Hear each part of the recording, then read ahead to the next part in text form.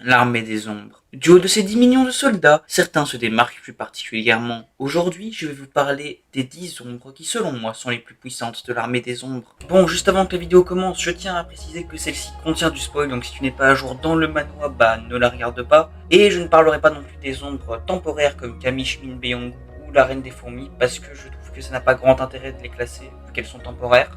Et si vous voulez savoir où je placerai Kamish, je l'aurais placé entre la 4ème et 5ème place du classement. Et on commence directement en numéro 10 avec Kaizel. Ombre de la Ouivre de Baran, Kaizel est à l'inverse des autres ombres de Sung Jin Woo qui sont spécialisées dans les combats. Il est spécialisé dans les transports à longue distance. Il est le plus souvent utilisé comme moyen de déplacement par Jin Woo qui en a fait sa monture afin de l'utiliser lorsque l'échange d'ombres n'est plus disponible. Ce qui le rend malgré sa puissance bien en dessous des autres ombres principales de Jin Woo. Et on continue en numéro 9 avec Tank. Ombre du chef des ours polaires du portail rouge, il est l'une des premières ombres que Jin Woo a obtenues. Comme son nom l'indique, il est l'une des ombres les plus massives. Grâce à sa carrure, il réussit à passer parmi les lignes ennemies facilement. Il est donc tout aussi doué en attaque qu'en défense, faisant de lui l'un des plus grands atouts de l'armée des ombres. Et on continue en numéro 8 avec Iron. Ombre du chasseur Kim Chol tué par Igris lors de l'arc du portail rouge, Iron est avant tout un tank, sa capacité principale est en provocation, attirant les ennemis vers lui. Cependant, bien que sa capacité ne s'active pas sur les monstres de haut rang, il reste quand même aussi puissant que certains chasseurs de rang S. Cependant, il sera l'une des ombres qui se fera effacer dans la nouvelle timeline.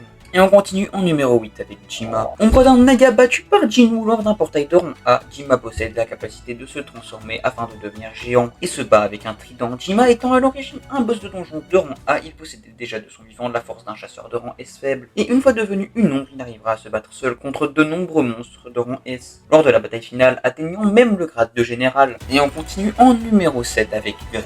Ombre du chasseur Wang Dongsu, éliminé par Jin Woo lors de son combat contre Thomas. Grid était à l'origine un chasseur de rang S. Il est donc naturellement plus fort qu'un rang S, devenant un général de l'armée des ombres. Réussissant à sortir de la classe du monarque des glaces, il sera comme Iron effacé de la nouvelle timeline lors de l'utilisation de la coupe de réincarnation. On continue en numéro 5 avec Tusk.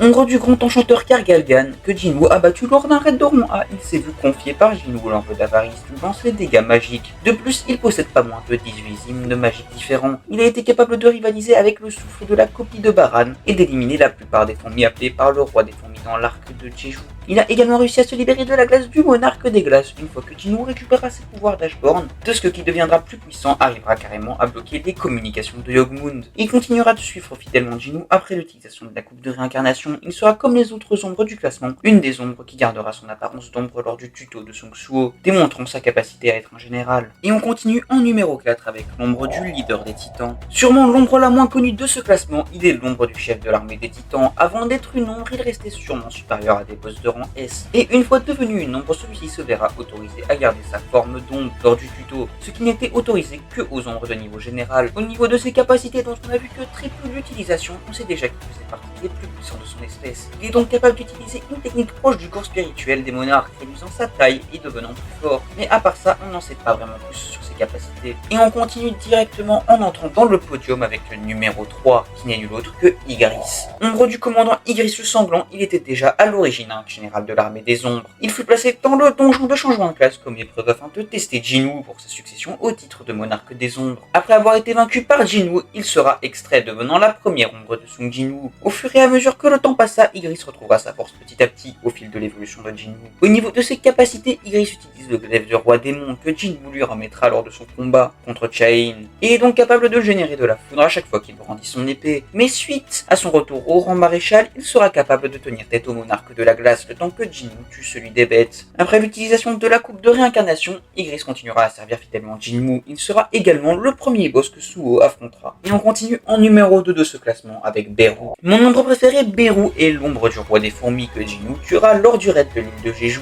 Beru est une ombre polyvalente capable de soigner et de se battre. Il est également la première ombre capable de parler. Il est largement plus puissant qu'un chasseur de rang S capable de se libérer avant toutes les autres ombres de la classe du monarque des glaces, mais également de couper un doigt au monarque des fléaux avant que Jin Woo n'ait récupéré le pouvoir d'Ashborn, ce qui est une performance remarquable. Il battra également avec l'aide de Bélion Tarnak, le monarque au corps d'acier. Après l'utilisation de la coupe de réincarnation, Beru continuera de servir Jin Woo. Il sera le deuxième boss que Suo affrontera lors du temps. Et on arrive en numéro 1 de ce classement avec Bélion. Originaire de l'Arbre Monde, il est le premier soldat d'Ashbourne qu'il servait déjà avant sa mort. Il apparaîtra sortant d'un portail de rond et s'encorer avec toute l'armée des ombres. Au niveau de ses capacités, il utilise une épée longue capable de se déformer afin de devenir comme un fouet et est capable de battre Beru sans avoir de grandes difficultés. Il réussira également avec l'aide de Beru à tuer Tarnak, le monarque au corps d'acier. Après l'utilisation de la coupe de réincarnation, il continuera comme toutes les autres ombres de servir Jinwoo et sera le mini-boss de fin lors du tuto de Suo. A noter qu'il est également la seule ombre du rang Grand Maréchal.